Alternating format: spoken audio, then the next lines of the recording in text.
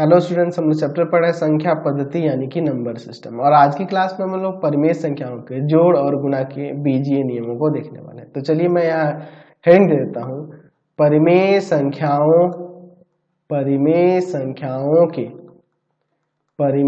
संख्याओं के जोड़ और गुणा में बीजीय नियम यानी algebraic laws in addition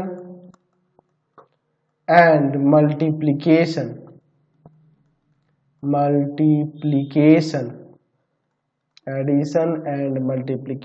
of rational numbers। तो चलिए देखते हैं परिमेय संख्याओं के जोड़ और गुणा के बीजीय नियम। चलिए पहला नियम देखिए, जिसे हम लोग संवरक नियम कहते हैं। यह नियम देखिए परिमेय संख्याओं में, अब ये आप ये नहीं समझिएगा कि पूर्णांक के लिए अलग से नियम आएगा, सम संख्या के लिए अलग से नियम आएगा। परिमेय संख्याओं में जो भी संख्या आएगी, परिमेय संख्या में सम संख्या भी आ जाएगी, विषम संख्या भी आ जाएगी, पूर्णांक भी आ जाएगा, वो सभी के लिए ये नियम लागू होगा। तो संवरक नियम यानी कि जिसे क्लोजर लॉ कहते हैं, क्लोजर लॉ। तो यहाँ पर जोड़ और गुणा के लिए क्या होता है क्लोजर लॉ, तो आप इसमें लिख सकते हैं कि दो परिमेय संख्याओं का योग या गुणा वो भी क्या होता है, परिमेय होता है। तो लिख सकते हैं दो परिमेय संख्याओं का, इसी को हम लोग क्लोजर लॉ कहेंगे, दो परिमेय संख्याओं का योग या गुणा भी परिमेय होता है।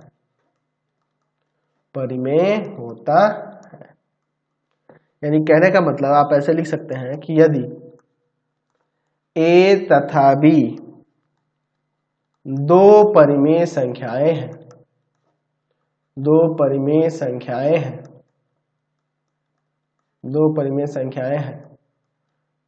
तो A प्लस B या A इंटू B भी परिमेय होगा। कहने का मतलब है कि अगर मान लीजिए आपके पास 2/3 और प्लस में हम लोग लिख देते हैं 3/2, ये दोनों परिमेय संख्या, इन दोनों को ऐड करके देखो, एलसीएम होगा 6, इसमें से 2 2 या 4, यहाँ 9 आ जाएगा, तो कितना हो जाएगा 13/6। ये भी तो एक परिमेय संख्या होगा कि नहीं। अगर आप इनमें गुना भी करेंगे 2/3 गुना 3/2 तो ये कट जाएगा, 1 आ जाएगा, और 1 भी तो एक परिमेय संख्या है। तो दो परिमेय संख्याओं का जोड़ और गुना दोनों क्या होगा, परिमेय ही संख्या होता है। इसी को हम लोग संवरक नियम कहेंगे, जोड़ और गुना का परिमेय संख्याओं के लिए। ठीक है, अब देखिए दो परिमेय संख्याओं का अंतर भी परिमेय होता है और भाग भी करने पे परिमेय होगा, लेकिन ध्यान रखना कि दूसरी वाली संख्या 0 नहीं होनी चाहिए। ठीक है, लेकिन हम लोग यहाँ पढ़ रहे हैं सिर्फ योग और गुणा के लिए बीजीय नियम, तो इसीलिए हम लोग योग और गुणा की बात करेंगे, अंतर और भाग की बात नहीं करेंगे। ठीक है, चलिए अगला दूसरा नियम देखते हैं, क्रम विनिमय नियम यानी कम्यूटेटिव लॉ।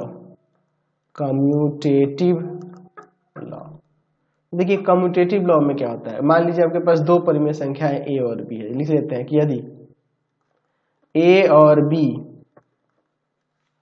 दो परिमेय संख्याएं हो तो पहला कंडीशन कि A plus B equal to B plus A, तो ये क्रम विनिमय नियम है, किसका, जोड़ का। इसको क्या कहेंगे, योग का क्रम विनिमय नियम। यानी कहने का मतलब है कि दो परिमेय संख्या है ना, A और B दो परिमेय संख्या है, तो A में B को जोड़ो या B में A को जोड़ो, दोनों समान ही आएगा। ठीक है, उसी तरह से गुणा के लिए भी A गुना B इक्वल टू किसके हो जाएगा, B गुना A, तो इसको कहेंगे गुणा का क्रम विनिमय नियम। इसे हम लोग गुणा का क्रम विनिमय नियम कहेंगे, इसको योग का क्रम विनिमय नियम कहेंगे। जैसे आप एग्जाम्पल से भी यहाँ पे देख सकते हैं, ठीक है। जैसे मान लो मैं यहाँ पर 2/3 और प्लस में यहाँ पर मैं लिख देता हूँ आपका 1/3, जोड़ेंगे 3/3 कट के 1 आ जाएगा, या 1/3 और प्लस में 2/3 जोड़ेंगे यहाँ 3/3 कट के 1 आ जाएगा। तो देख रहे हैं कि 2/3 प्लस 1/3, 1/3 प्लस 2/3, यानी कि वही a प्लस बी किसके इक्वल हो गया, b प्लस ए। उस तरह से गुणा में भी कि अगर आप a में b से गुणा करते हैं या b में a से गुणा करिए, दोनों समान ही आएगा। तो इसे कहेंगे गुणा का क्रम विनिमय नियम, और ये ऊपर वाला जो है योग का क्रम विनिमय नियम। चलिए अब अगला नियम देखते हैं। अगला नियम देखते हैं हम लोग तीसरा, साहचर्य नियम। साहचर्य नियम यानी एसोसिएटिव लॉ, एसोसिएटिव लॉ। साहचर्य नियम क्या है, तो हम लोग इसके बारे में लिख सकते हैं कि यदि ए, बी और सी 3 परिमेय संख्याएं दी हुई हैं, 3 परिमेय संख्याएं हों, 3 परिमेय संख्याएं हों, तो 3 परिमेय संख्याएं हैं तो क्या हो जाएगा, तो हम लोग इसके लिए लिख सकते हैं कि पहले आप ए में बी को जोड़कर और फिर सी को जोड़ें, या बी में सी को जोड़कर और उसमें ए को जोड़ें। ए में बी प्लस सी को जोड़कर जोड़ें तो इसे ये दोनों इक्वल होगा, यानी ए में बी को पहले जोड़ ले फिर सी को जोड़े, या हम लोग बी में सी को जोड़ के फिर ए को जोड़े, तो दोनों इक्वल ही होगा। तो इसको क्या कहेंगे, योग का साहचर्य नियम, साहचर्य नियम, इसे योग का साहचर्य नियम कहेंगे। और गुणा का साहचर्य नियम क्या हो जाएगा, तो ए गुना बी और फिर गुना सी करें, या ए गुना बी गुना सी कर लें, यानी बी में सी से गुणा करके ए से गुणा कर लें, तो ये दोनों इक्वल होगा। इसको कहेंगे गुणा का साहचर्य नियम, गुणा का साहचर्य नियम। आप इस पे एग्जांपल भी इसी तरह से अपने से कोई भी लेके देख सकते हैं, समझ गए। चलिए अब आगे बढ़ते हैं। चलिए अगला देखते हैं, तत्समक का अस्तित्व। तत्समक अवयव का अस्तित्व, तत्समक अवयव का अस्तित्व यानी एग्जिस्टेंस ऑफ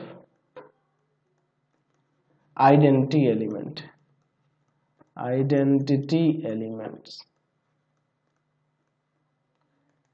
आइडेंटिटी एलिमेंट क्या होता है, तो आइडेंटिटी एलिमेंट जो ऐसे एलिमेंट्स होते हैं जिनसे अगर किसी संख्या का ऑपरेशन किया जाता है तो पुनः वही संख्या ही प्राप्त होती है। यानी कि यहाँ जोड़ और गुणा ऑपरेशन की बात करें तो अगर हम लोग कोई तत्समक वो अवयव होते हैं जिसे किसी संख्या में जोड़ने पर पुनः वही संख्या प्राप्त होती है, या गुणा करने पर पुनः वही संख्या प्राप्त होती है, तो वो उसकी तत्समक अवयव कहलाएगी।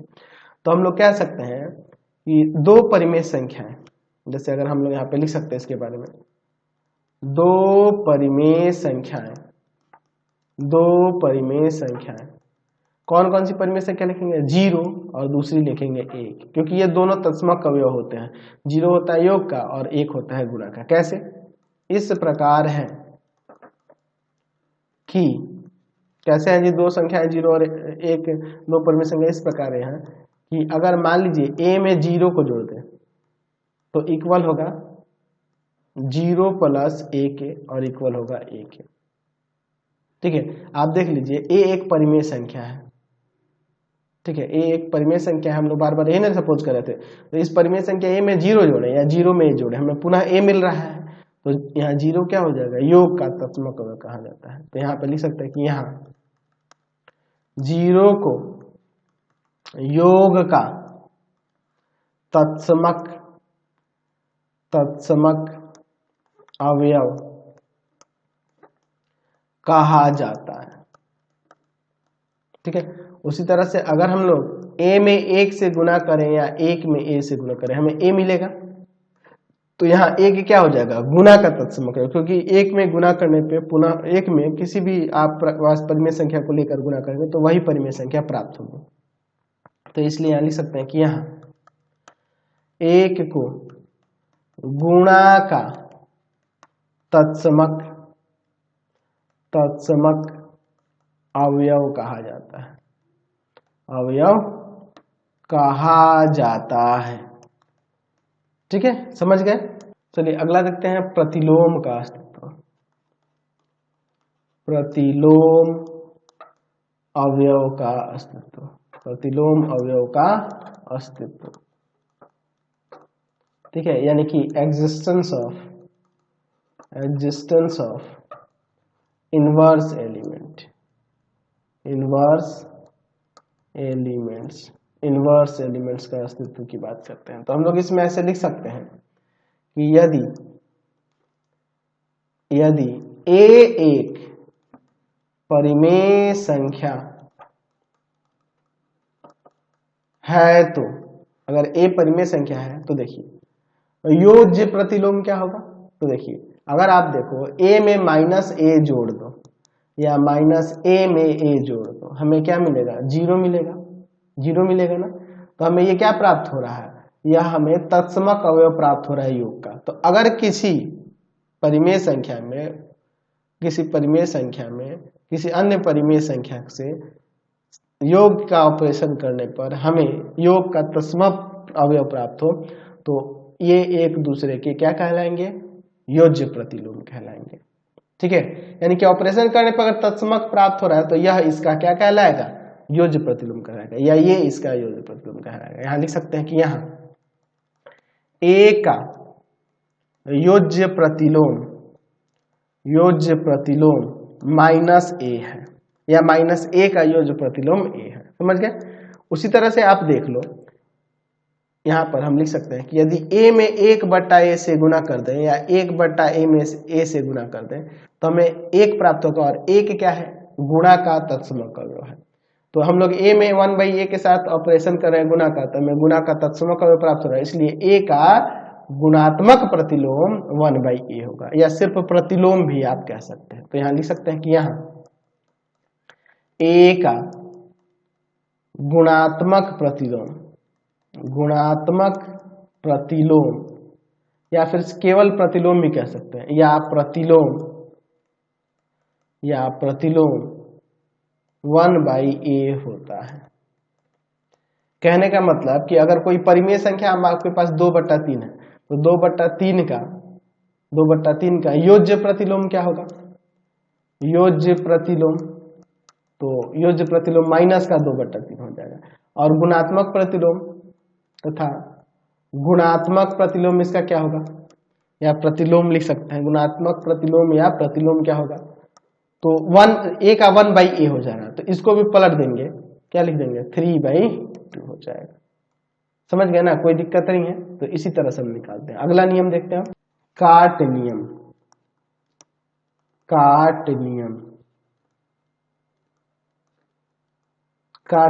क्या होता है, कैंसिलेशन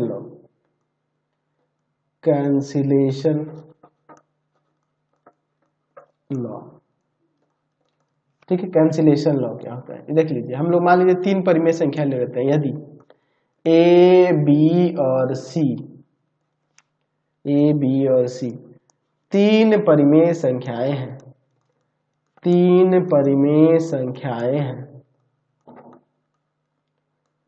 और हैं तो, या फिर और इसमें दे सकते हैं, और पहला कंडीशन देखिए, a + b = a + c हो तो क्या हो जाएगा, b = c होगा। यानी कहने का मतलब इसमें आपका a से a कैंसिल हो जाएगा, b किसके इक्वल हो जाएगा, c के इक्वल हो जाएगा, समझ गए। उसी तरह से यहाँ पे लिख सकते हैं, ये तो योग के लिए हो गया, और गुणा के लिए यदि a ≠ 0 और a × b = में a × c, a ≠ 0 क्योंकि 0 हो जाएगा तब तो काम ही गड़बड़ हो जाएगा, कैंसिल कैसे कर पाएंगे। ये दोनों चीजें हो तो यहाँ से a से कट जाएगा, यहाँ भी b = c होगा। तो इसे हम लोग क्या कह देंगे, गुणा का काट नियम, और इसे योग का काट नियम, समझ गए, कोई दिक्कत नहीं है। तो इसमें कंडीशन बस ध्यान रखना कि a 0 के इक्वल नहीं होना चाहिए, क्योंकि 0 के इक्वल रहते गड़बड़ हो जाएगा ना, इसीलिए यहाँ a से कैंसिल करने के लिए a 0 के इक्वल नहीं होना चाहिए। और इसमें देखिए a, b और c 3 परिमेय संख्या कोई भी हो, अगर a + b = a + c है तो a से a हट जाएगा, b किसके इक्वल हो जाएगा, c के, समझ गए। चलिए अगला देखते हैं, वितरण नियम, यानी कि distributive law. Distributive law. Distributive law क्या होता है? डिस्ट्रीब्यूट करना, बांटना, नाम से ही पता चल रहा है। लिख सकते हैं कि यदि ए, बी और सी तीन परिमेय संख्याएं हों तो पहला क्या होगा? a into B plus C equal to हो जाएगा ए बी प्लस ए सी, यानी a में एक बार b से मल्टीप्लाई हुआ और एक में एक बार c से, और बीच में प्लस है तो प्लस। तो इसको क्या कहते हैं? वितरण नियम। डिस्ट्रीब्यूट हुआ, बट गया। उसी तरह से आप ऐसे भी लिख सकते हैं a प्लस बी और यहाँ c लिख सकते हैं, तो इसको भी वैसे डिस्ट्रीब्यूटिव लॉ लगाएंगे तो a c और प्लस का b c, यहाँ भी डिस्ट्रीब्यूट हो गया, एक बार इसके साथ एक बार इसके। तो ये होता है वितरण नियम। तो इन सभी नियमों को ध्यान में रखना है और इनसे रिलेटेड ही क्वेश्चन आपके एक्सरसाइज में मिलने वाले हैं। चलिए अब एक और छोटा सा टॉपिक है, उसको भी देख लेते हैं। संवृत्त समुच्चय क्या होता है? संवृत्त समुच्चय यानी कि क्लोज्ड सेट। क्लोज्ड सेट क्या होता है? तो आप पहले से डिफाइन कर दो, फिर इसको समझेंगे। यहां लिख सकते हैं कि यदि किसी समुच्चय के एक या अधिक स्वच्छ अवयवों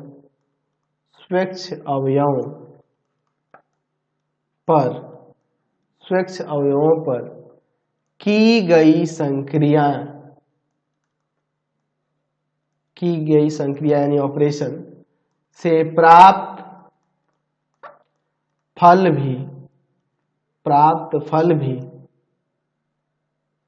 उसी समुच्चय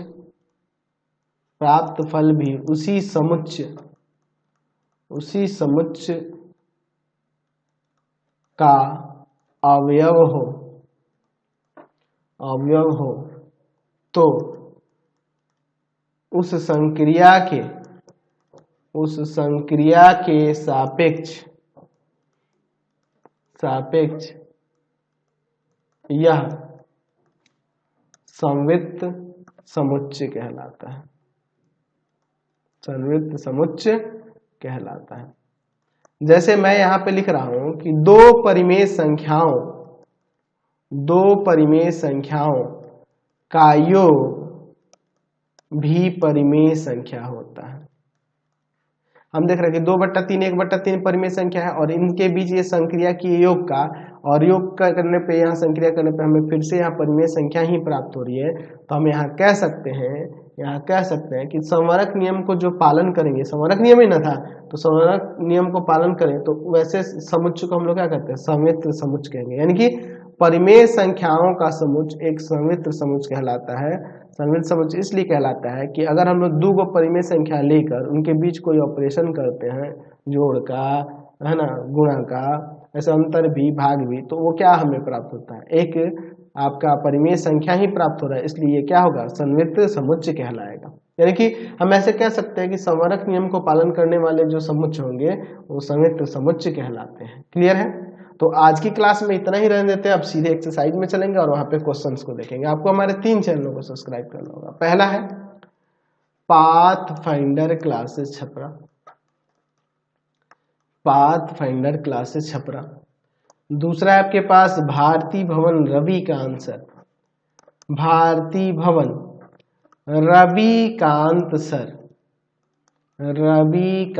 सर, और तीसरा चैनल है रविकांत सर के नाम से। तीनों चैनल को सब्सक्राइब कर लेंगे। Ravikant sir RD Sharma solution, पूरा नाम इसका देख लीजिए। ठीक है, तो तीनों को सब्सक्राइब कर लेंगे। इससे रिलेटेड वीडियो के लिए सीधे डिस्क्रिप्शन में जाएंगे। इससे रिलेटेड नोट्स के लिए गूगल पे जाकर सर्च करेंगे www.ravikantsir.in, और यहाँ जाकर आप सभी क्लासेस के नोट्स, उनके PDF को डाउनलोड कर सकते हैं, पढ़ सकते हैं। इंस्टाग्राम और फेसबुक पे जाके पाथफाइंडर क्लासेस छपरा को लाइक एंड फॉलो करना नहीं भूलेंगे। Thanks for watching the video. Comment करके जरूर बताया करें कि हमारे चैनल्स के वीडियोज आप सभी को कैसे लगते हैं। Thanks for watching.